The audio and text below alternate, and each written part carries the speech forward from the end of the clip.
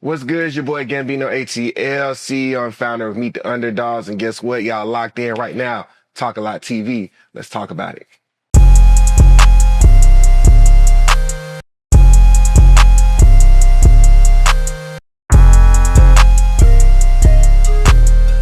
Hey man, today man we got Gambino in here, man. Gambino Atl, man. This man right here put a lot of people on, showing off a lot of people. Some people don't get that spotlight. You know what I'm saying? A lot of people don't get that spotlight, but he bringing light to the people who don't get it. You know what I'm saying? Like some of the people that you know gave an opportunity to, I see them going up.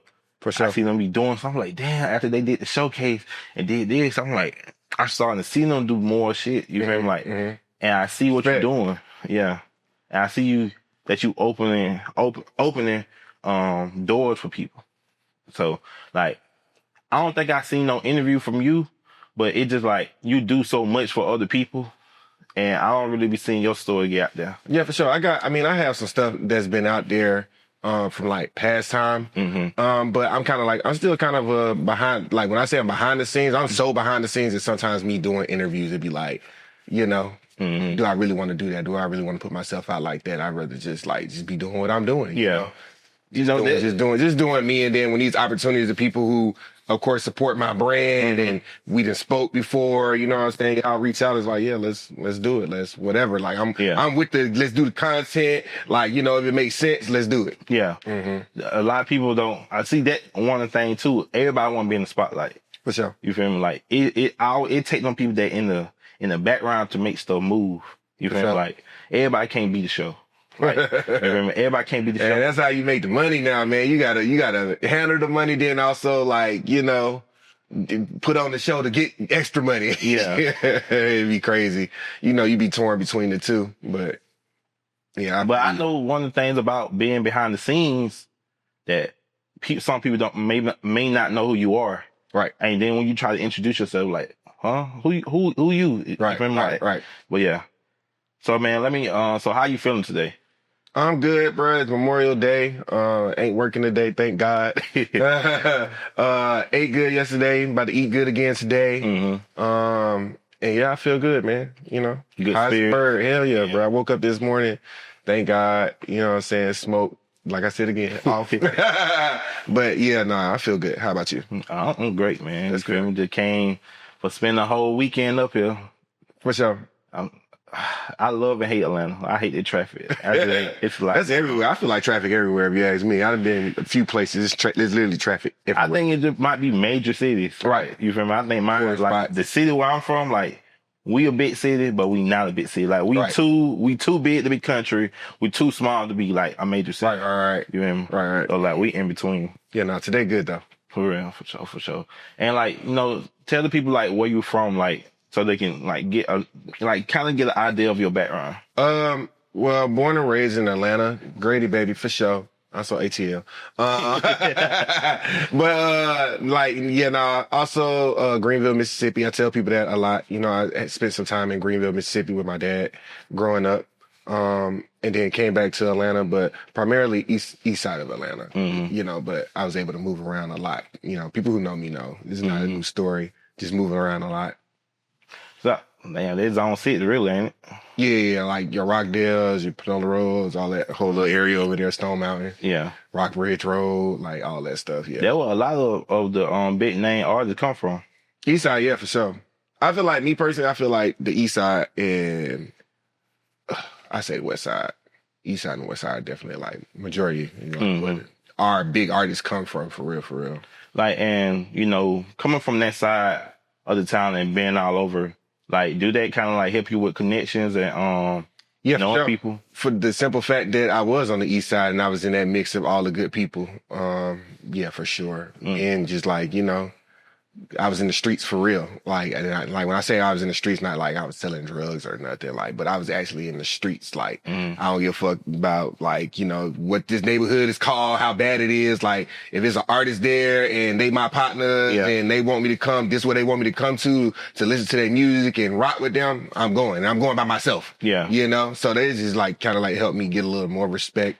like from some of the older people, like who might be OGs now or booming in music. It's just like, you know, shit, he did. He supported us. He came in our shit, supported us, whatever the case may be. But yeah, that's how I look at it. Like East Side, you definitely go in those right areas and then people just see your face. Yeah. You're a good person, you know, and then you just go from there. Okay. So, and what you playing, like, you know, just coming up, being around that type of environment, how would you in school, like school, were you playing sports or anything like that? Yeah, basketball was a lifestyle in high school, but of course, you know, to my own, like, take accountability for myself, like I wasn't the best in school, like my first few years and shit. I feel like I started to get like back into like really like accomplishing school, like getting right back on track to get my grades right, having to like Saturday schools to catch up on shit that I wasn't doing. Like I literally had to do that probably like my 11th grade year, you know, so I could graduate. Females ain't.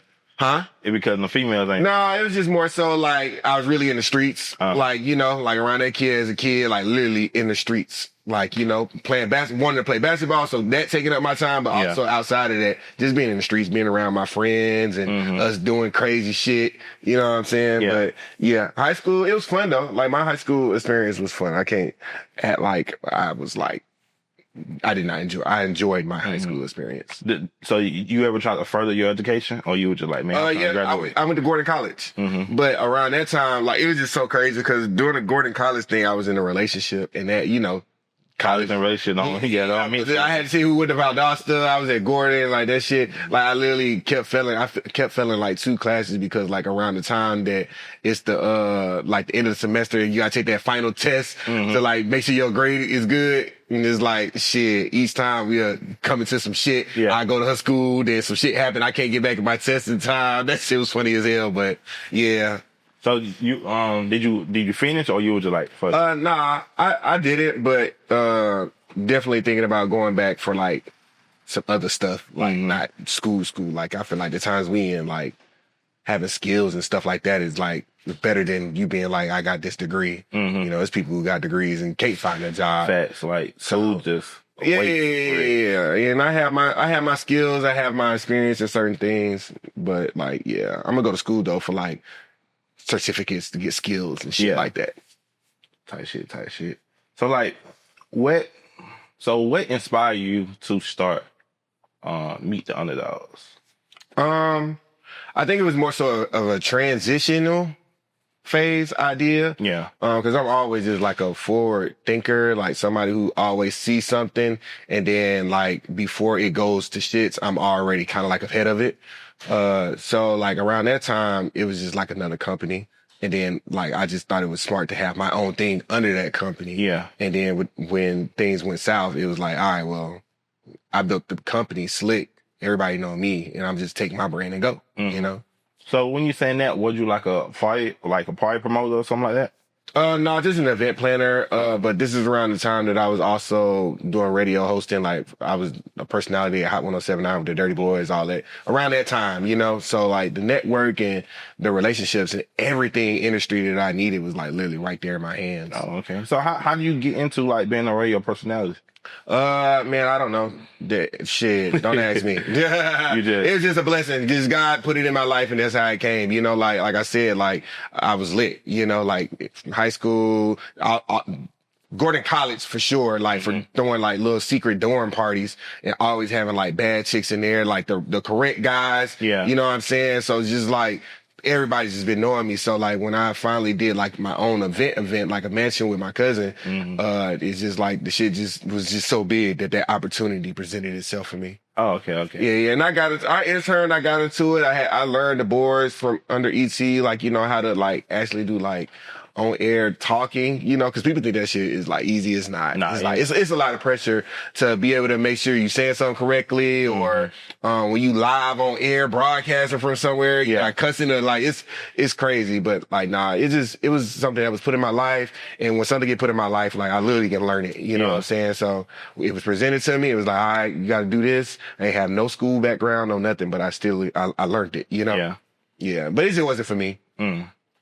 See, get on that topic. Like, this is a discussion I always have. Do you feel like right now in this day and age, do you feel like radio needed to blow an artist?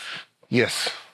Radio is gonna forever. I ain't gonna say forever, but for a long time, radio is still gonna be around, bro. We still got chitlin markets. We still got country areas. Them folks like yeah, they might listen to Sirius XM, but that's still radio. Yeah. Like New York radio, like radio is gonna always be around. Do I think like now that we have like the streaming sites and we can go YouTube and like more people like unreleased music and all that stuff. So it's like, you know, we find our music where we want to find it and we like the songs that we like now. Like, you know, I feel like with radio, and this is just from being in radio as well, radio is going to push certain songs the most because this is what the people want to hear, right? Yeah. Like a single, or if it's the label is like, this is the single we going with, we got to overly hear it. People don't want to overly hear something. Yeah. Like if we do, we want to overly hear the songs that we want to hear, you know? Yeah. So like radio is going to definitely, and it just helps, it helps up and come independent artists, like from that level, or a new artist, like when they get to a label and they like, all right, we about to go with the radio budget. It helps you get your bookings. Yeah. Like, so it's just like I said, you got markets that just love the radio. They want to see what's the next hot thing. Yeah. So, but do you feel like sometimes they be missing or they be too late on a trend?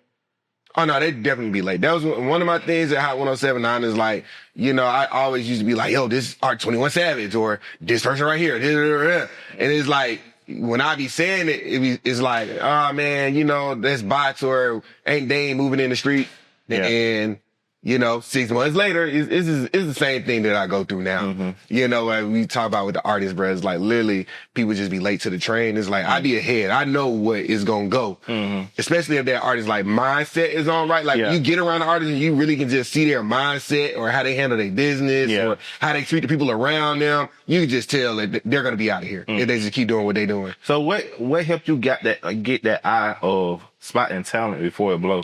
I really don't know the answer to that, bro. I really don't know the answer to that. I think it's just more so like I just love music type of thing. I like music, and then I just know like when somebody got something that nobody else got, then it's just like you're different. So that in a sense, if you have good music and you're like, it's something about you that's literally different, you gonna go. You know, and people be thinking different is aesthetic.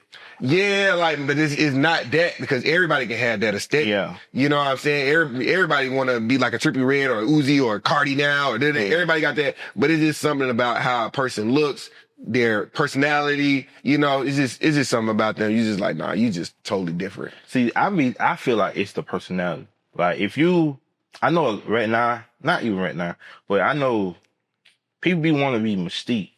Like the scene, like the underground scene, or some people, they be want to be mystique, but it really like right now, content sells. Content is everything. If you have a presence on social media, people will see you more. For sure. And they will probably gravitate your music more because they feel like they're getting to know you. For sure. So yeah, back to what inspired you to meet the underdogs. You say you just like to did. Yeah, it was literally just a time thing. Like, this is what I got right now. It ain't nothing for me to build a brand. Like, I know how to build a brand. There's like brand development is my thing. Yeah. Cause I have the network for it. So once I start talking about it, it's gonna be hot. You know, especially like if hot stuff coming from it. So I think that's that's what that is. So do you feel like you working at a radio station also was part of your cheat code? Oh yeah, no, for sure.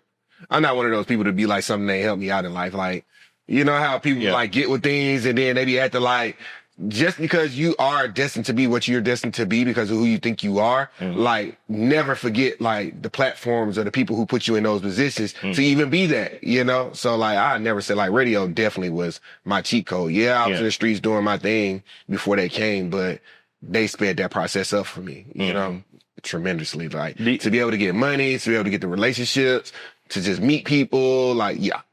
And did you use that though? Like, do you say like, yeah, I used to work at the such like you should come fuck with me and stuff like that? No, people knew. I was doing my thing, like, just like today, like, I don't really got to overly talk about what I do. I just put it out there and people come. So when do you start? Like, what year? Man, I don't even fucking remember to tell you the truth, bro. Like, industry stuff, I'd have been in industry stuff for a little while. I don't know, 2012, 2013, I don't know. I say 2012. Let's just say 2012. Okay, that's a long time. Yeah. We'll just say 2012. Okay, 2012. So like, and then you be throwing like these events. I know this costs a lot of money. Yeah. Just out the rip, just like Lose a lot of money too. yeah. Like talk about doing these events and giving the artists the spotlight to be able to perform and be seen in the eyes of like A&R, DJs and stuff like that. All right. I think the experience is lovely, to tell you the truth. I just think, because I've been doing events for a while, so I've seen like the good, bad, and the ugly of like Atlanta transitioning, deaths, like COVID, venues shutting down. I've seen it change and people come and go so much that right now, at the time that I'm in, I would say events now, like they're fun. But when you start talking about like doing stuff for independent artists to like be able to, of course, fund your life too. Well, not fund my life, because it can't fund my life. Yeah. It can and it can't. But you do take those L's on just believing people. That's what I feel like. Me too. That's the brand is so underdogish. Yeah. It's like you gotta understand their situations, and not even the artist situation, like the people that's around them situation. Because these independent artists, like they don't have too many people that really support them or believe that, like they might believe that your music is hard, but do they really believe that you're gonna be a star? Yeah. You know, I really believe you're gonna blow up? Yeah. You gotta really, those people, you gotta show those people, and then when you're trying to show those people, they ain't got too much money to be out with you every single weekend till you blow. So like, I feel like with events now, I just feel like the music industry itself, the art of being an artist and what it takes to do that is just dead. Yeah. So since it's dead, there's no understanding about, why would you have your friends, like you trying to perform somewhere 2-3 nights out the week and you want your friends to come out? Yeah. That's dumb. Like, cause even on the grand scale of like when you pop as an artist, when you sign these agreements with certain promoters and stuff, you're not even gonna be able to perform in Atlanta for probably 60 days. Yeah. Cause it's just dumb. It's like nobody finna come see you, like you was just here and then they gonna come see you again. So independent artists don't think like that on the level of where they at now. Like, why would I have my friends out?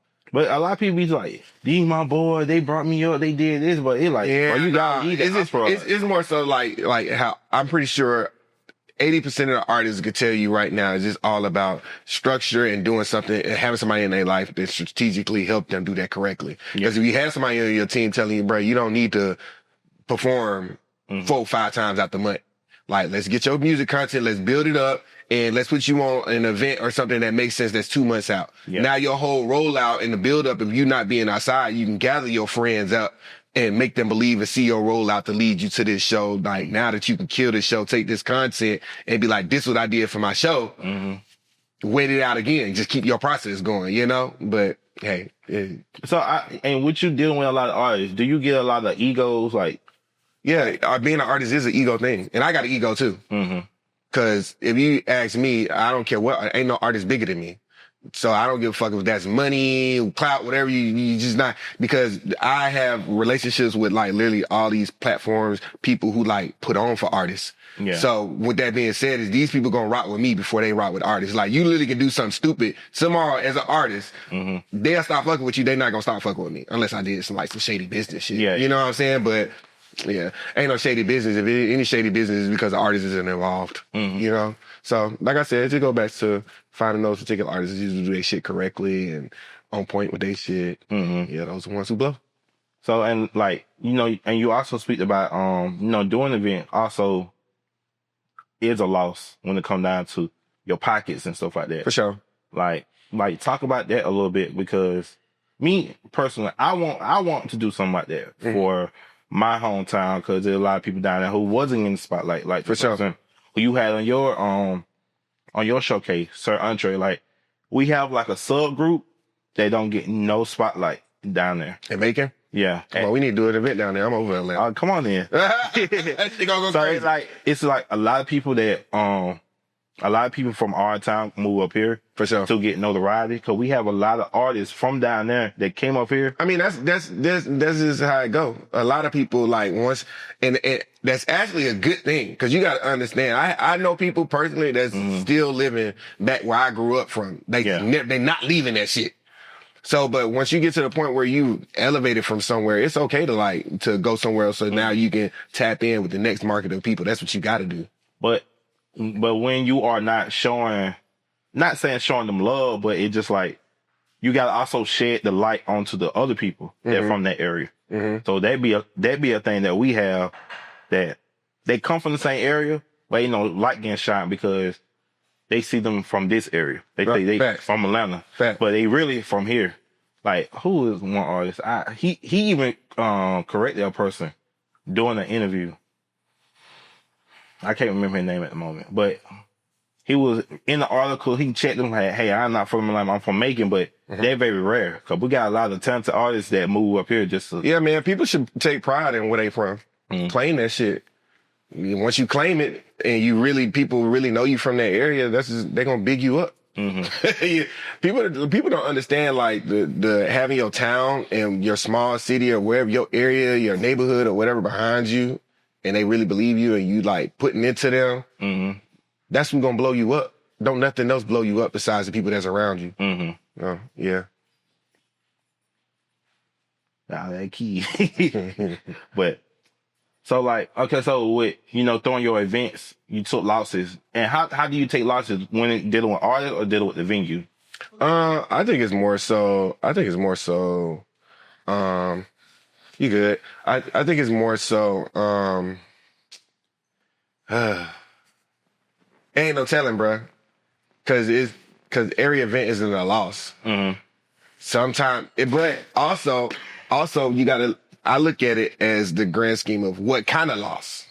Because if I didn't hit my goal, I didn't do over my goal, that's a loss. Because I don't just do it to put my money into it and then just make back what I put in, Or if I make $500, that's still like, shit, this $500, probably spent this during the whole event weekend, taking care of girls, parking or whatever. So like even that, it just gotta make sense. But I think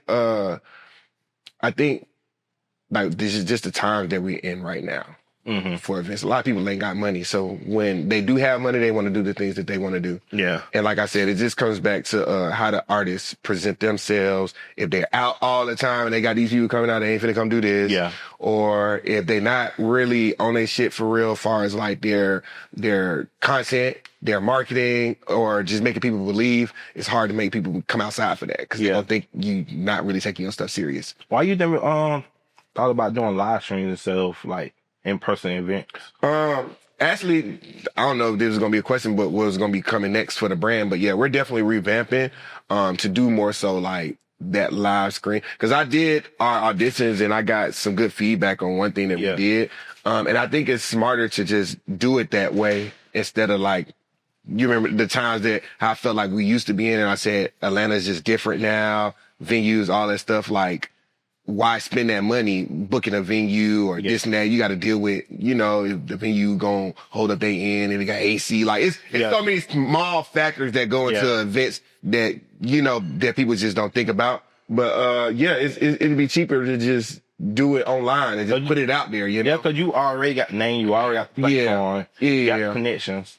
Cause I seen when you were doing the audition, I was like, damn, this is a good idea just to also post it on Instagram and see the audition and stuff. Yeah, that's how we're about to start running it. Instead, I ain't gonna give the sauce too much. I can't get no sauce, honestly, because all the motherfuckers be running. But yeah, we about to revamp it, and I'm pretty sure people gonna watch how we do it, and try to copy the sauce. But hey, it is what it is. Who are some of the people that you gave a spotlight to, and they just ran with it, like just blew up?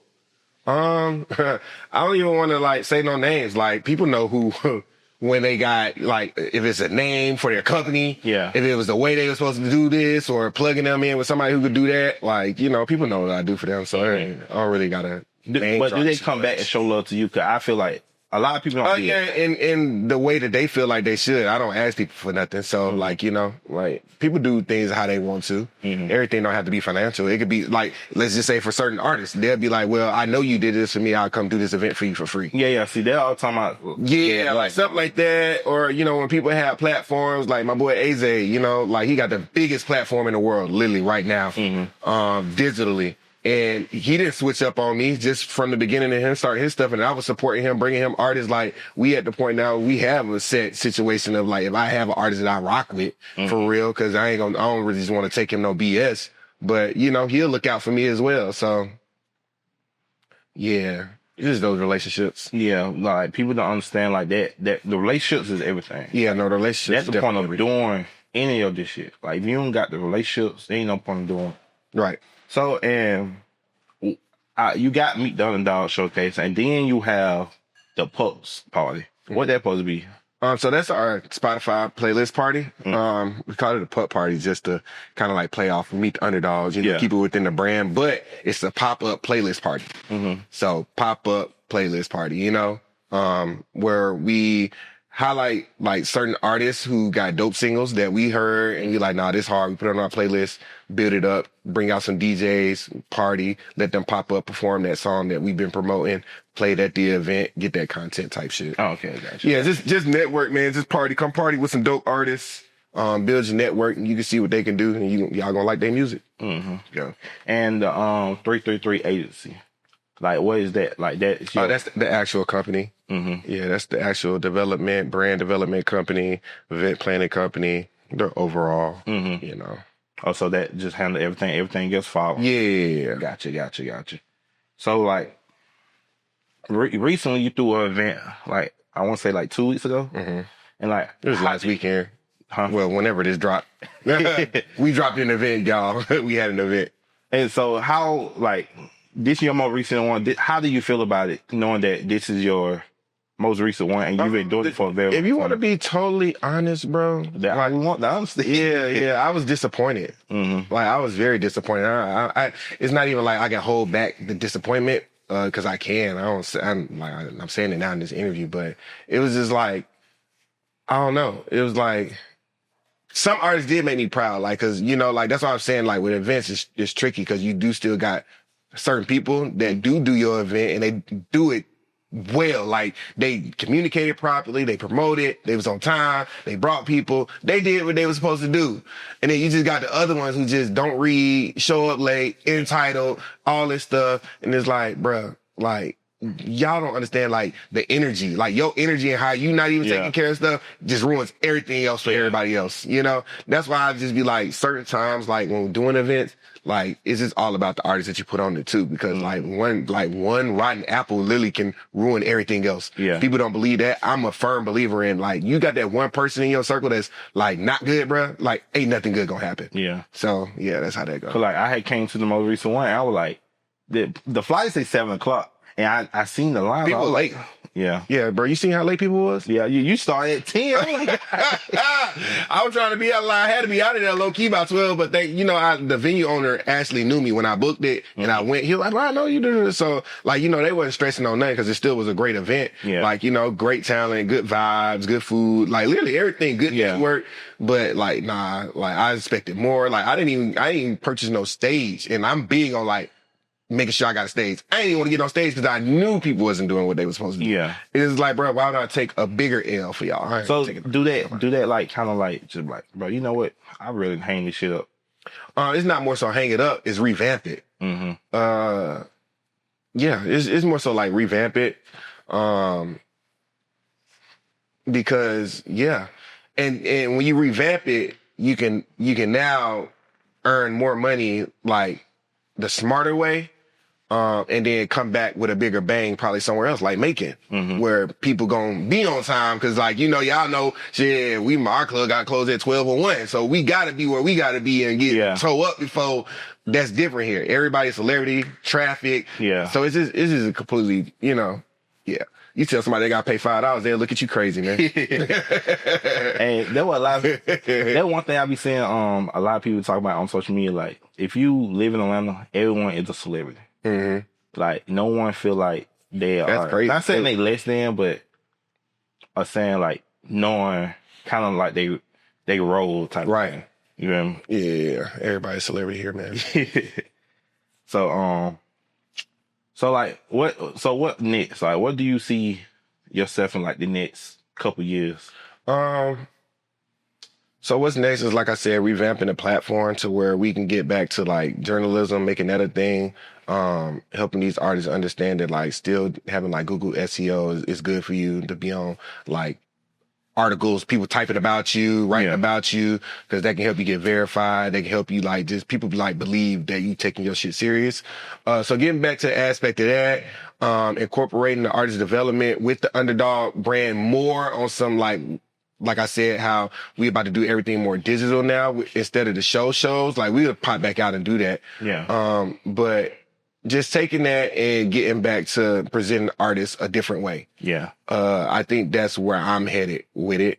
On top of like, you know, things I'm gonna be doing on my outside life. Like I don't see my life from now like as this big exec. That's never like really been my goal. And I think that's like what shoots my goals, because that's not what I wanted to be. My goal was to keep on putting on for these artists, pop one of the biggest artists, make some money off of them. Cause, you know, if I got a song publishing or, you know, some ties to them, it is what it is. But yeah, I don't ever make it that long. So, cause, you know, in my predicaments, like when we do get to those type of situations where artists, they either go to jail or they die. Yeah. And that's just something that I got over too. Like, you know how you beating something for like a year and a half. Yeah. You there, labels calling, and then just something happened. Like they stay in straight. And now, you know, and it's like now your life is, so I can't say that, but I just know the company is definitely going to be still giving to independent artists, making sure I got a staff team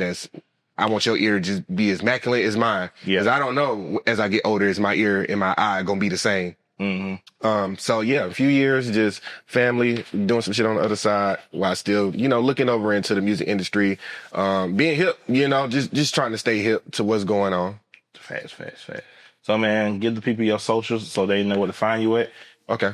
Gambino Atl and Meet the Underdogs. Follow Meet the Underdogs. That's the main page you should follow to keep up with me and all the dope independent artists in the world. All right, bet. You got any last words you want to let the watchers know? Stay up, talk a lot, but when you talk a lot, make sure you're saying something. Yeah. All right. Man, with that, man, please like, comment, and subscribe. And with that, man, we got peace.